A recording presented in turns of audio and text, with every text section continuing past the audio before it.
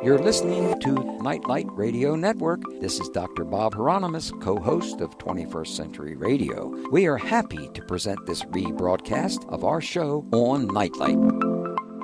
My name is Dr. Bob Hieronimus, and I'm a lowly PhD, and my executive producer is Laura Courtney. Our engineer is Noah Dankner. Here with us tonight is the author of The League of Outsider Baseball, an illustrated history of baseball's forgotten heroes, published by Simon & Schuster's Touchstone Books.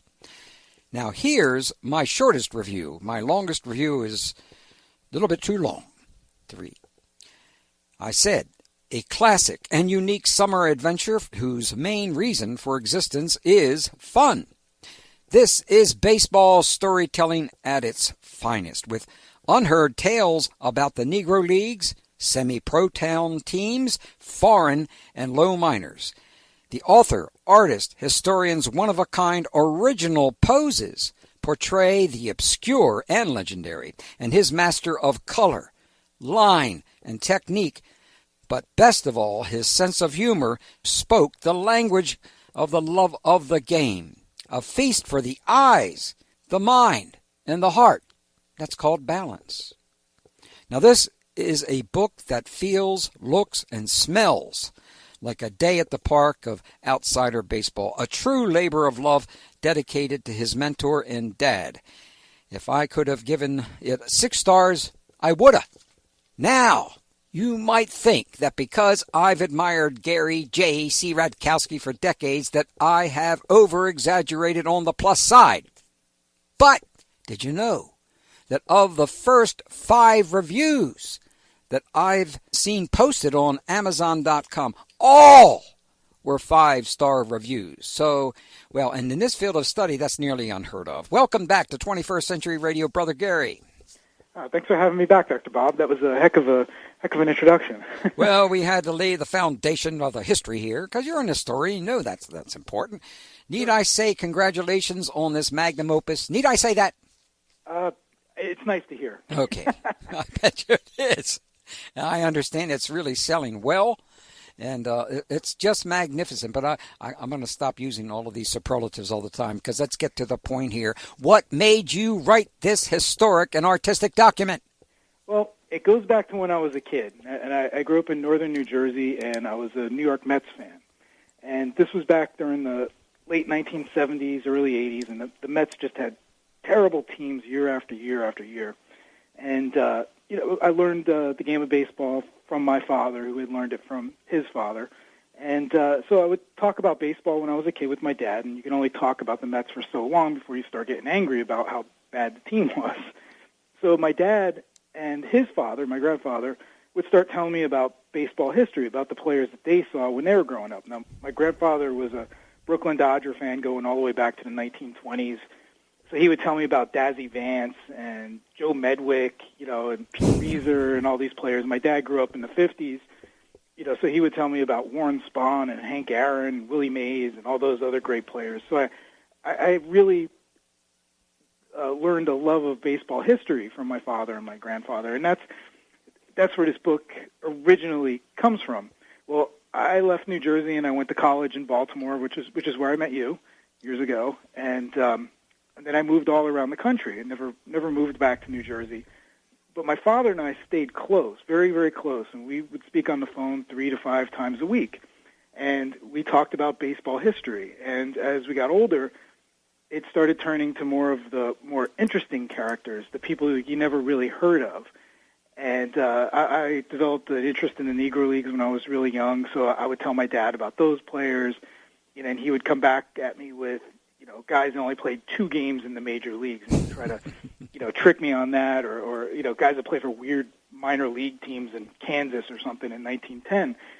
And we just come up with all these great stories, and I loved following the game that way. And this was this great relationship I had with my father. And then right before the 2009 World Series, my father passed away from a brain aneurysm. It was very quick and unexpected. And I was living out in Hollywood at the time, and none of my friends liked baseball, and I didn't have anybody to talk about baseball or baseball history with since when my father passed away. And a few months after he passed away, I was lonely one night, and I just started a blog on the internet, just like a standard little blog, and I drew a little baseball card who coincidentally was Leon Day, our friend. Yeah. And I wrote a little story of Leon Day's career and posted it. And then the next day I did another one and posted it. It was just a very quick, simple drawing and a simple story. But after a month or so, people started writing me letters, and emails, and saying, this is something I've been waiting for. These little stories are unique, and the drawings are so fun. And this thing that started from a sadness about my father passing away and a loneliness because I didn't have anybody to talk about baseball with, all of a sudden I started getting all these people, all these, I guess you could call them friends, these acquaintances that I got coming from this little website. So in a way I was able to kind of get back what I had with my father, with all these strangers. And it just started going on, and that was about 5.5 years ago, and it culminated in the book that you hold in your hand right now. Well, it's taking you decades to birth this baseball baby, I'll call it, and its ideas and process grew over years, with various projects. Would you fill us in on a little bit about that part of your life history? Well, I'm a graphic designer and illustrator, and where'd you go to school? Maryland Institute College of Art in Baltimore. Micah. Yep. Yeah. And class of 1992. And my first job, actually when I was still in college, my first design job was with David Ashton Company, and I got very lucky because being a lifelong baseball fan, I had a lot of baseball things in my portfolio. And when I took it around when I was in school, it just so happens that I brought it into the right place at the right time, and David Ashton Company had just gotten the contract to do Oriole Park at Camden Yards. So right off the bat, from my first job as a graphic design professional, I was able to incorporate and combine my love of art with my love of baseball. And it was one of those jobs. I was 21 at the time, and it was one of those things that made the rest of my career. And so throughout the years, I've done package design and environmental graphics and branding and pretty much anything you can design. I've at least tried it. But you did produce some other booklets that led up to this, the 21. Oh, and yes. I mean, there were marvelous things. Wow. Yeah, I just, and then when I started the baseball blog 5.5 years ago, there were little things that I started doing. I did a little booklet called 21, and it was all about Jewish ball players, and because that was when I would get people giving me requests online, a lot of people were always asking for Jewish ball players, and I started researching that, and there's so many great characters. So I did a book full of those guys, and then I combined with another baseball historian by the name of Gary Ashwell, and the nephew of a Hall of Fame Negro League player from the turn of the century called Pete Hill, and the three of us combined, and we did a 15-card set of Pete Hill's life, illustrating his whole entire career, and then Gary Ashwell, the baseball historian, had researched all his statistics, and it's just a really neat little card set. So yeah, and then the book just kind of was the natural thing to do after that, a full-scale book. Well, it's about time for us to get inside your gorgeously colored volume and find your fine. I love this table of content. Everything about this, its entire layout, is just wonderful. And it consumes anyone who loves this game. It will consume them. Look what you did. On your table of contents, you had this beautiful, deep green background with these gorgeous pennants. There's colorful pennants with the chapters' names in it. Now, you got about 9 chapters if you count the introduction and things like that. But tell us the chapter headings for each topic so that we can start talking about these guys. Sure. Well, the first one is called the Bush Leaguers, and that's a chapter that has all guys that you have heard of before. While most of the book has a lot of characters you never heard of before, the first chapter I started off with guys like Sandy Koufax, Babe Ruth, Lou Gehrig, Roberto Clemente, but I tell a story from before they went to the major leagues. What did those guys do when they were in the minor leagues, or even before that? What was their? How did they get started out on their career? So that's always fascinating me. What did Babe Ruth do? He was with the Baltimore Orioles. What was that year that he was with the Orioles like? So I tell that story. Well, we'll get to those people later on. What's chapter 2? That's the could-have-beens, and as the title suggests, it's those guys that just really could have done something or had huge expectations going into the major leagues, and something just happened along the way to sidetrack them. Oh, there's some great ones in there. I can't wait to get to them. The chapter 3 was the international game. What an unusual chapter. Yeah, I really enjoyed doing that one because, whereas there's a lot of American players you never heard of, there's even more foreign players you never heard of, with even more wonderful stories. Yeah, we're going to touch on them. Chapter 4 is bad guys. Boy, we had some real bad guys. Oh, you got to have those guys in there. The next one is the People's Game, and that one I like too because I tried to have people in there that you would know for something else, but they also played baseball. Like I have Frank Sinatra in there, George Bush, so it's people like that. Yeah, Jack Kerouac. Wow. Yep. Yeah. And chapter 6 is the race game. Right. And instead of, the title would suggest it's just Negro League players, but I tried not to do that. I didn't want to have a separate chapter with the black players in it because they were segregated for so long. So I kind of peppered those guys throughout all the rest of the chapters. There's a few in that chapter race game, but I also talk about how Asian players were discriminated against. Yeah. And things like that. They were discriminated against and also discriminated against others. Yep. Yeah, which I learned so much from you. This was so much fun to learn this stuff. I thought I knew something, but boy, I turned into a minor leaguer here on this. Now, the last chapter is the Oddballs. Yeah, I could have made that 20 times bigger than it was because baseball is just one of those sports that just attracts the most oddest players or oddest characters in life. And it just seems like they, at one time or another, they all played baseball. Yeah, they sure did. Well, it's time out here on the playing field with Gary Cieradkowski, the League of Outsider Baseball, an illustrated history of baseball's forgotten heroes, Touchstone 2015. That's a Simon & Schuster publication. You can order it from the 21stcenturyradio.com or from Gary's website, infinitecardset.blogspot.com. Or from all major bookstores. Well, our guest, of course, is Gary Cieradkowski, the League of Outsider Baseball, an illustrated history of baseball's forgotten heroes, Touchstone Books, 2015.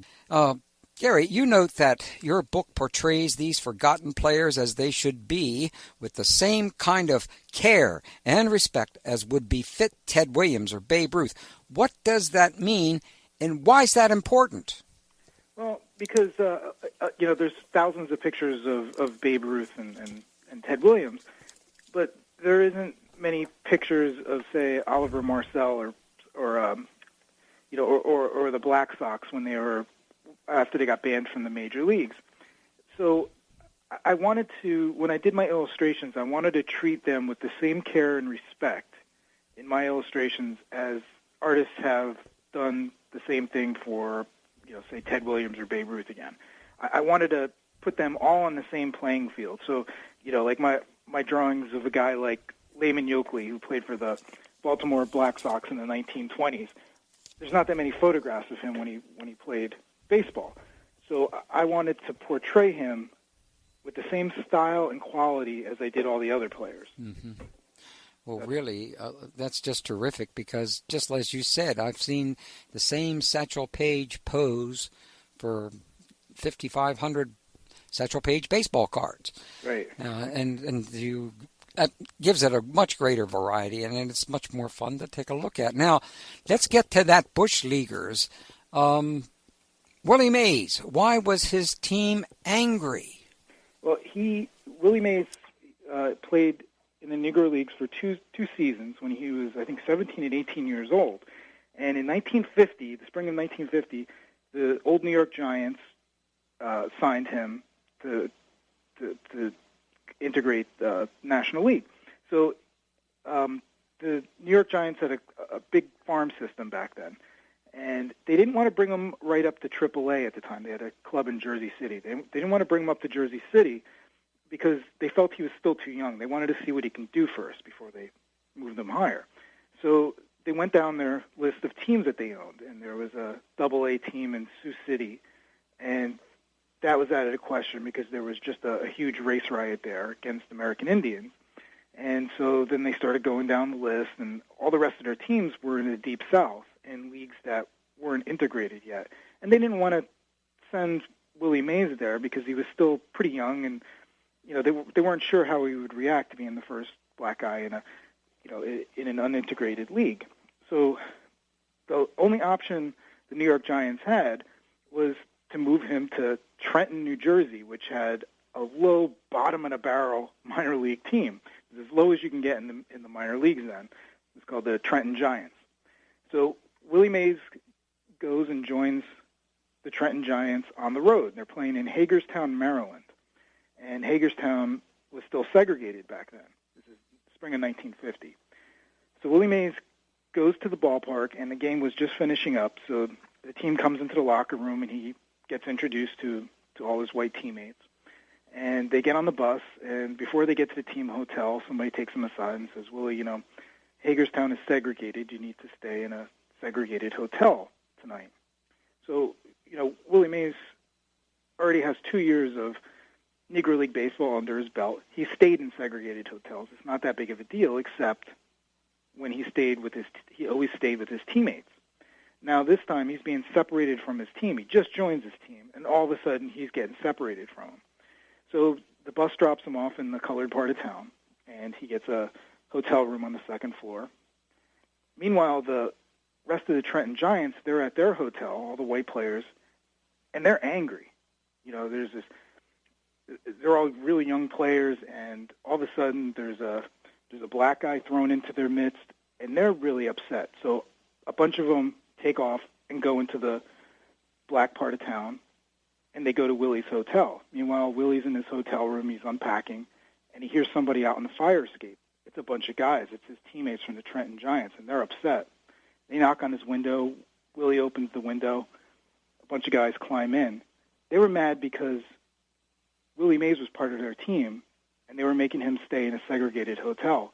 So a bunch of the Trenton Giants players went to his hotel room to sleep in his hotel room with him as a show of solidarity that he was part of the team now. Wow. What a story. What a story, boy. And then there's Jackie Robinson. How did he pave the way for desegregation? Well, he was not the first black player in organized baseball, but he was the first one in the 20th century. And in 1946, the illustration I show of Jackie Robinson, I'm from northern New Jersey, so it kind of means a lot to me that the first ball game he played in organized baseball, he was playing for the AAA Montreal Royals, and the first game of the season opened up in Jersey City, New Jersey. So I depicted Jackie Robinson on the field in Jersey City I tried to think what would be running through his mind as he walked out onto the field that day in 1946. And that's what I tried to portray in my illustration of him. Mm-hmm. Yeah. Now we come to Lefty Grove. Lefty Grove is a Baltimore Oriole. Now, you talk about synchronicity. Your publisher has been so generous with us. We've been supplying various people with a copy of this book that really need to read it, and Adam Jones has now got a copy, and I just can't wait to hear from him as to what he thinks of it. And even one of the vice presidents of Baltimore Orioles, Lou Casores, his father, knew Lefty Grove and saw him play on 29th and Greenmount Avenue. That's where I lived for about the first 8 years of my life, where Babe Ruth played, and now I find out that Lefty Grove pitched in there. I mean, this is just really exciting. Tell us about Lefty Grove, because I never thought this guy, well, I thought he was great, but I didn't think he would be sold for that kind of money. Yeah, see, I when I moved to Baltimore, I knew that the Orioles, the modern Orioles, had moved there in 1954, and I knew that there was a bunch of Negro League teams that had played there. But I didn't realize how good the old Baltimore Orioles were. Now, the Baltimore Orioles used to be a AAA team, and it was an independent team back then, meaning the owner of the team, Jack Dunn, owned it himself, and he wasn't beholden to another big league club. He didn't have to send his players away. So it's a sort of unique experience. So starting in 1919 up until 1925, the Baltimore Orioles won the International League pennant every year. I think it's the longest winning streak for an organized baseball team. It's just unbelievable what a powerhouse this team was. And pretty much every guy that played on the roster during those years wound up making the major leagues at one time or another. So the Baltimore Orioles during that time in the early 1920s was essentially a Major League Baseball team. Now, Lefty Grove came from a mining town in Maryland, and he started playing for a real low-level minor league team. And the Baltimore Orioles started sending their scouts out, and they heard stories about this left-hander that was just burning up this little league. So Jack Dunn's son, the owner of the Orioles' son, goes out to this little town and winds up watching this guy pitch and figures we have to have this guy, for our team. So for the price of a fence, because the team that Lefty Grove was playing for, they had just gone into the red because they made all these repairs and upgrades to their ballpark. So they're operating in the red zone. So what happened was the Orioles bought Lefty Grove for the price of paying for their outfield fence. Mm-hmm. And he wound up going to Baltimore. This was in 1920. And every year he played for the Orioles, he won at least 20 games. I mean, he led the league in strikeouts, and he also led the league in walks a few times, but he was still young. And he played up until 1925 for the Orioles. So it's about 5 years of minor league baseball where he probably could have been in the major leagues. Now, Grove won. Let me see. I'm trying to remember how many games. Pretty sure he won more than 300 games in the major leagues. Yes, he did. Yeah, and then you add on all the games he could have won if he had been playing in the major leagues at the time he was playing with the Orioles. It just makes this guy just even more phenomenal than he already is. So they sold him for over $100,000. Oh, right. When he went up to the Philadelphia Athletics, Jack Dunn was still sore over having to get rid of Babe Ruth in 1914. So when the time finally came to let Lefty Grove go, he made sure that he charged $100,600, which was $600,000 more than what the Red Sox got for Babe Ruth from the Yankees. Mm-hmm. Just to kind of stick it. That's the kind of guy Jack Dunn was. Yep. Now there are other players we're not going to be able to touch on because we got to move to other sections. Great story on the conspiracy surrounding Roberto Clemente and Lou Gehrig, and of course Babe Ruth and Casey Stengel, etc. But we're going to move now to Chapter 3, Could Have Beens. And now this I love this one. This is a great section for me as far as I'm concerned. Steve Dotkowski and his relationship with the Baltimore Orioles. This is really an extraordinary experience looking at Steve. Steve was a real hard, fast ball thrower. Some people said maybe he threw 110 miles an hour, maybe. Yeah, this is back. Dotkowski came up with the Baltimore Orioles, I think in 1958 was his first year after he got signed. And, I mean, this guy just had phenomenal velocity on his fastball. And they didn't really have the kind of speed cannons that they have nowadays to accurately gauge velocity and speed. But comparing him to other pitchers at the time, they usually say he was in the area of 110 miles an hour. I mean, this guy was just unbelievable. But his problem was he just couldn't find home plate. And there's just... And you couple that with a 110 mile an hour heater, it's extremely dangerous. Like you hear stories about this guy in the minor leagues. There's old players that are still around that played with him or played with somebody that had played with him. And it's almost like a Paul Bunyan character or something. You don't know if it's true or not, and you kind of try to find out if this guy was real.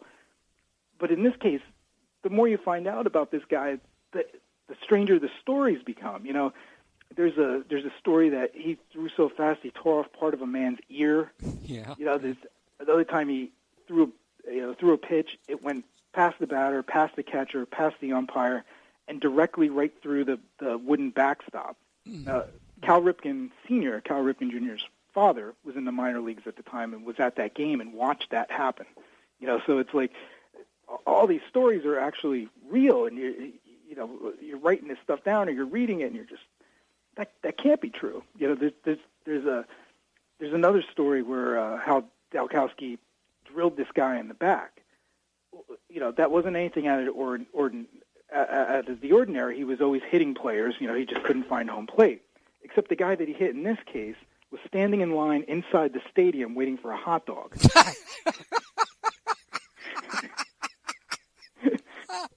You know, as you know here, he held the Reno Aces to 4 hits, struck out 19, but lost 8-3 due to 9 walks.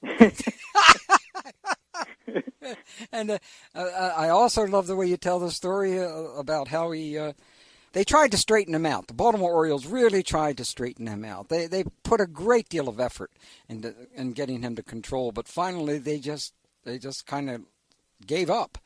Well, what happened was he played around in the minor league system, and they're kicking him from team to team, and he's breaking strikeout records, and he's also breaking walk records, you know, and hit by pitch records. So he's breaking all the wrong records that you could possibly imagine. But this fastball is just unhittable. So the Orioles are just bringing in teams of guys to work with this guy to try to figure out what the heck is wrong with him. Well, they're bouncing him around to all these teams, and they finally send him to Elmira in New York. And there's a young manager up there by the name of Earl Weaver. And he starts working with Dotkowski. He comes up with all these, makes him throw through a tire, you know, do all these things. And he figures out that Dotkowski, he just can't comprehend throwing a curveball, a screwball, all these. It would confuse him. So Weaver decided to just have him throw, just get it over the plate, just throw fastballs. That's all you got to do. Yeah. So with his mind all clear, he starts winning games. And this is in the end of the 62 season, and he starts to put it all together. So the Orioles are just ecstatic. They go into spring training in 63, and if you read the newspaper articles from the spring of 63, that's all the beat writers can talk about. It's this guy Dotkowski. He's just striking everybody out. He makes the Orioles starting opening day roster with no problem at all, and they fit him out for a couple of sets of uniforms. Topps baseball cards comes down to spring training. They take pictures of him to put him on a rookie card.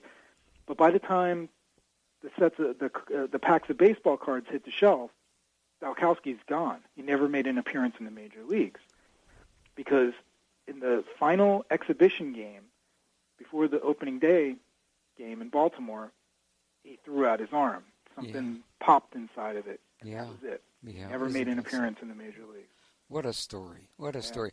Hey, we got some other great stories coming, but we need a break here on 21st Century Radio. And with our guest, Gary Cieradkowski, the League of Outsider Baseball, an illustrated history of baseball's forgotten heroes, Touchstone 2015. Order it from the link on 21stcenturyradio.com or from Gary's website, infinitecardset.blogspot.com.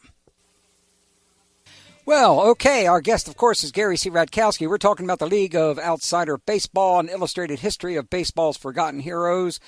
You can also order it at any bookstore, any major bookstore, and it is doing great. I am so happy for you.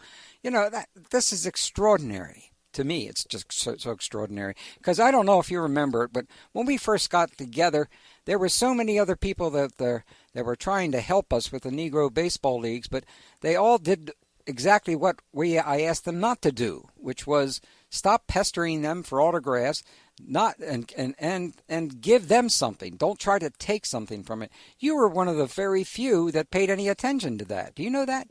Well, when you introduced me to a lot of those guys, it wasn't at a card show or anything like that. It was at their own private reunions that these guys would have. It wasn't anything that was put together by a promoter or anything like that. And even if I wanted to, I would have felt bad, asking those guys for something because they were just having a great time. And, and to me, more important than an autograph or having them give me a piece of their career or something, I got to sit down and talk to these guys, and listen to their stories and ask them questions. I mean, that's better than any type of little souvenir I could have asked for or taken from them. So I guess I did get something out of it. It just wasn't something that they necessarily had to do anything to give me. Well, I'll tell you how they felt about it, because I had talked to them about it. You were one of the few people that they would spend that amount of time talking to, because they knew you appreciated what they were trying to talk about, and you paid attention, and those are very important, because so many times, even especially, there were a lot of people that wanted to help when they were in their 40s and 50s, but that's all they were concerned about was, can I have this guy's autograph? And as soon as they get their autograph, then he'd leave, and that would be it. Yeah. It was very sad. So that's one of the reasons why I have such a high degree of regard for you, because you gave them longer life. You know that? You did. You gave them hope. Where everyone else was taking things from them, you were giving them something. And boy, that's the kind of karma that makes a very positive makes a very positive thing in one's life. Well, let's forget all about that, because we're back to Russ Van Atta.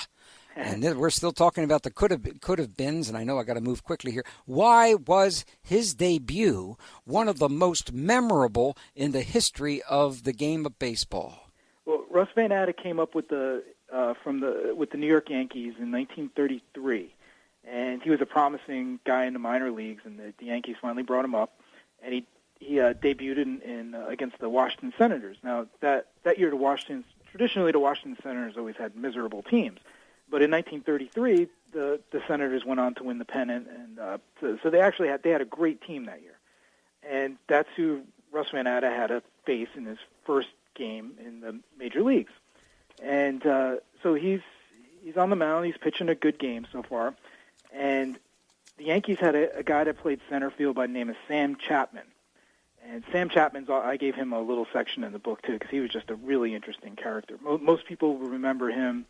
If you've seen the Jackie Robinson movie 42, he's the Philadelphia Phillies coach who's just spewing the most disgusting invectives at Jackie Robinson. He was a real-life character.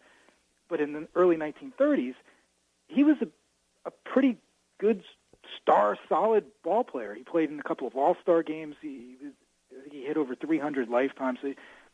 But he was also a really nasty dude.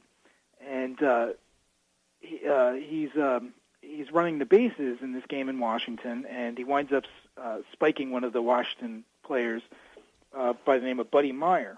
And Buddy Meyer was half Jewish, and Sam Chapman was, among other things, he was supposedly anti-Semitic, so this was taken as a thing that he had done this on purpose just because Buddy Meyer was Jewish. So a huge fight breaks out. Everybody runs out onto the field, and Russ Van Atta, he's this rookie pitcher. He goes to run out of the dugout too, because all his teammates are running out on the field to fight. And the manager of the Yankees grabs him and makes him sit back down. And he goes back to the dugout, and he looks in there, and there's only two Yankees left sitting there, and one guy is Babe Ruth, and the other one's Lou Gehrig. So he just watches this huge fight going on the field. They have to call out the police and the riot squad and everything. So they finally get everybody calm down. The fans had overrun the field. They get the fans back into the stands, and Russ Van Atta has to go out there and pitch again. And he does magnificently. And he pitches a shutout, and he goes on to have just a phenomenal rookie season in 1933. The Sporting News votes him as one of the best promising players of 1933. The other guys that got voted all went to the Hall of Fame. So he's judged in good company now. So he goes home to New Jersey in the off season, and with his money from playing for the Yankees, he buys a house for his mom and his family. He had just gotten married, and his mom is living in this house that he bought. And a couple of days before Christmas, fire breaks out, and it burns his house down. And the family gets out okay. Everybody's standing around outside. The fire department's trying to fight this fire. And Russ Van Atta, he's looking at everybody. His mom's there. His wife's there. where's my dog? It's his prized hunting dog, his best friend in the whole world, is still in the house. So Russ Van Atta runs into this burning house, and he's looking all over for his dog. He can't find his dog, and somehow he cuts his index finger on his left hand and severs the nerves in the tendons in his index finger on broken glass or something like that. So he's bleeding, and he stumbles out of his burning house, and there's his dog waiting faithfully for him outside. So what had happened was he severed the nerves and the tendon in his finger, and that was the hand and the particular finger that he used for a really devastating curveball, which is what baffled the American League hitters that season in 1933. Yeah. So he goes to spring training the next season, and he just does not have it. And that was the end of his career. He held on for a few more years, but he got traded to St. Louis Browns, which is just like being sent to purgatory. Yeah, that was death. Yeah. But the one thing he got out of his major league career was he made one solid friend, and that friend happened to be Babe Ruth. Yeah. They became best friends. And Babe Ruth used to come back home to Sussex County in New Jersey to visit Russ Van Atta because they both liked to go hunting and fishing and play golf. And there was plenty of that where Russ Van Atta lived. So he was always visiting, Van Atta in northern New Jersey. And years later, Van Atta decides to run for office. He runs for sheriff. So Babe Ruth comes to campaign for him. He goes around to all the taverns and all the nightclubs and all the gatherings of people, and he says, "Do you like me coming to Sussex County?" "Of course we do, Babe. Of course we do." Everybody says, "Well, if you don't vote for Russ Van Atta, I'm never coming back here again." So Van Atta just sweeps right to office. That's great. Oh, I love stories about Babe Ruth. He's my favorite of all ball players. Yeah, me too. Yeah, he was really something. I just loved his relationship with children. Oh, my heavens. Okay, Jimmy Liston. Jimmy Liston, another Baltimore Orioles player. What brought about the end of his career? Well, first of all, I learned about Jimmy Liston from your show, actually. You had him as a guest on there. And he wrote his grandson wrote one of the best books I had ever read on what it's like to be a minor league ball player in the 1920s. And Jimmy Keenan was the grandson that wrote the book. Mm-hmm. But Jimmy Liston was a hometown guy from Baltimore. In 1921, he just graduated high school, and he was a pretty small guy. He was an infielder, second baseman, but he was fast and he was spirited, he was one of these go-getter kids. Jimmy Liston winds up breaking his arm, and which kept him from getting sent to the low minor league. So he gets called up to the big Baltimore Orioles, which turns out to be a great break for him because it's a pennant winner. A couple of weeks after he's playing regularly, he gets hit by a mud ball, which is thrown by an opposing pitcher, and his arm hurts. He can't figure out what's wrong with it. So he plays for about 3 weeks before he goes to the doctor. It turns out he has a broken arm. He's been playing 3 weeks with a broken arm, and it essentially ended his career. We come to the chapter, the race game, and you've got so many great ones here. Bullet Rogan, John Henry, Lloyd, my God. Babe Ruth called him one of the greatest ball players of all time. Lehman Yockey, Biz Mackey, a catcher that was one of the greatest. I believe he taught Rory Campanella. Yeah. And Josh Gibson, Oscar Charleston, and I love his KKK experience. And then there is the man that literally changed my life a good deal. His name is Leon Day, who made the Hall of Fame in 1995. You called him the most complete black ball player. Tell us about this guy. Yeah, you introduced me to Leon Day years ago, and I've been forever grateful for that. And when I was putting this book together, he was the first illustration that I did for this book. I knew he needed to be in there. He needed to be a full-page illustration. He was a pitcher for the old Newark Eagles, and from around, I think, 1936 or 37 was his first season in the Negro National League. And he was unique because he would pitch from a stretch. He didn't have a big wind-up or anything. He would just stand there and throw the ball from his shoulder, which was different back then. And now pitchers do that all the time, but back then this was something unique. And he was a small guy too. He was a stocky little guy. So he wasn't a giant over 6 foot guy like Satchel Paige. Leon Day was, I think, 5'10" or something like that. So he wasn't a giant guy. but he just had a great fastball and a great curveball. And from about 1936 or 37 until he went into the Army in 1944, his Negro National League record was 45 wins against 8 losses in league games, which is just unbelievable. I mean, Satchel Paige didn't even have a record like that. Yeah. And the thing that made Leon Day the most unique ball player was, or the most complete ball player was, when he wasn't pitching. Now, he was the ace of the Newark Eagles staff. Now, when he wasn't pitching, he was playing in the outfield. That's how good he was also among the team's best hitters. That's how good he was. He was a fast base runner. You needed a pinch runner. You sent Leon Day in there because he was gonna steal a base, or he was gonna bring that run in. And he's playing on the Newark Eagles, which you got guys like Biz Mackey, who's a Hall of Fame catcher. Then you had Monty Irvin, who's in the Hall of Fame and a New York Giants player, and Larry Doby, who was the first black player to integrate the American League. He's in the Hall of Fame. So these are his teammates. These are Hall of Fame batters.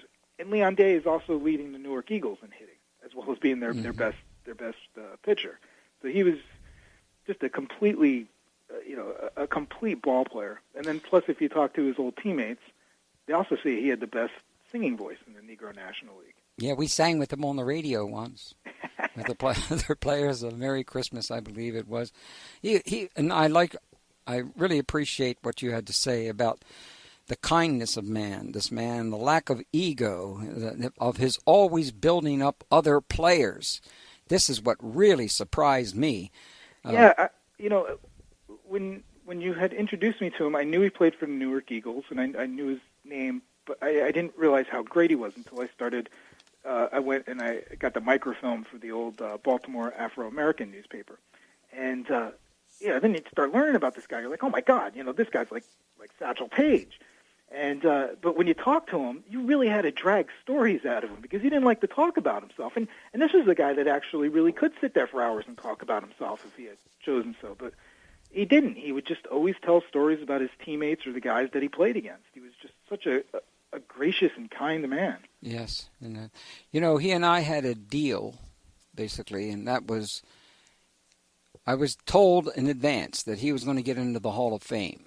And when I went to him to tell him that, he said, Bob, 93 I was supposed to get in. 94 I was supposed to get in. And 95.